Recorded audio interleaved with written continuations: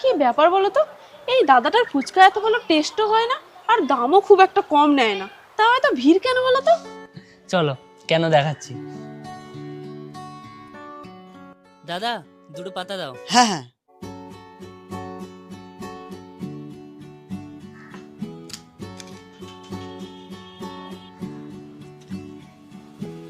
এক,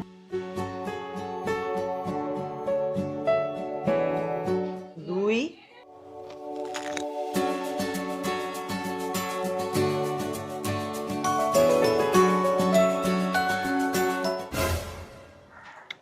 কটা ফুচকা হলো?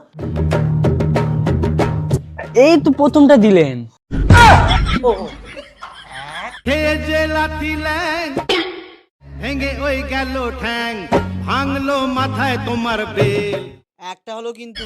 দূরে দেখলে কেমন তুমি